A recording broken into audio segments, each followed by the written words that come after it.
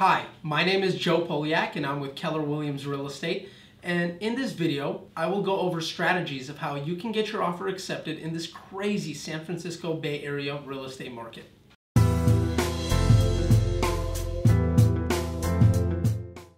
We're currently in one of the most competitive real estate markets for buyers.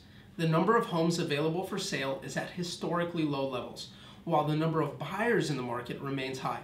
Most homes are selling with multiple offers, sometimes with as many as 10 or more offers. The current seller's market we're in started around 2012. This shouldn't cause you to be discouraged though, if you're considering buying a home, because you don't necessarily always have to have the highest price or submit an all-cash offer. In fact, oftentimes a seller may not choose the highest offer if they don't feel that the buyer will follow through. Here are some steps that you can take to improve your chances of having your offer accepted and getting you the house that you want to buy.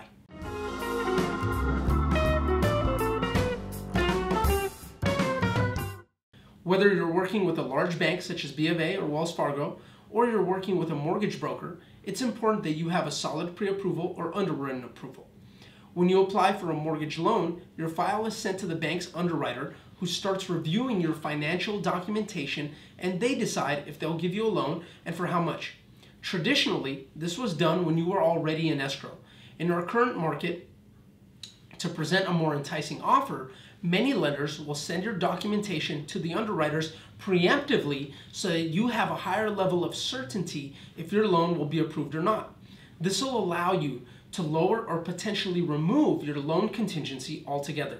In addition to this, it's important that you work with a person who has a good reputation in the community. For example, when I present an offer for a client, I also have the lender call the listing agent directly to communicate their level of confidence in my client being able to close escrow.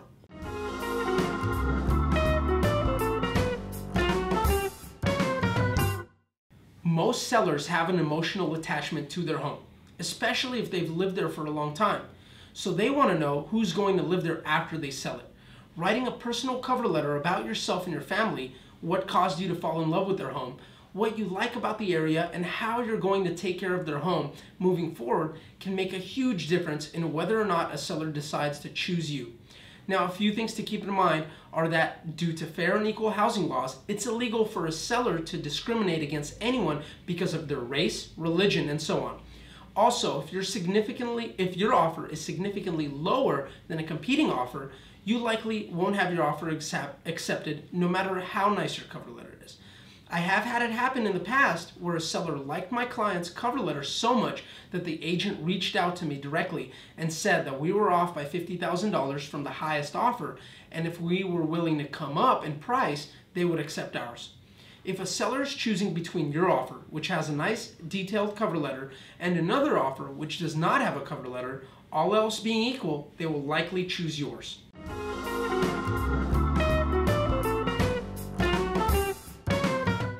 An offer is written on a purchase contract. You should also provide a pre-approval letter from your lender, a proof of funds, or a bank statement which shows that you have enough funds for down payment and closing costs, your cover letter, and a fully signed disclosure package. Many agents will simply provide some of these things, such as the purchase contract and pre-approval letter, and not a fully signed disclosure package, for example. That's likely because it takes more work for the agent without knowing whether they will be paid or not. When I'm reviewing offers on one of my listings, I'm specifically looking for the agents who have the most complete offer package. The reason is because if I see that they took the time to put it together, they are likely very committed to making the deal go through and will be easy to work with moving forward.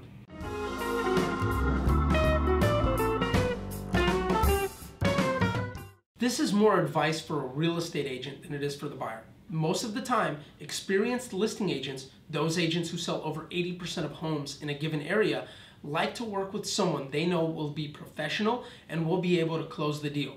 So it's important that you choose an agent who is either already well connected or is prepared to go present the offer in person. Presenting in person shows the listing agent that your agent is committed and that you're serious about buying the house.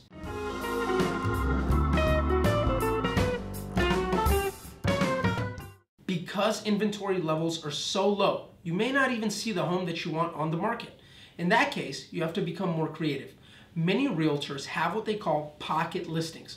These are properties where the seller is willing to sell the property, but maybe haven't put it on the MLS yet for whatever reason, usually because they may prefer a private sale where less people know their home is for sale.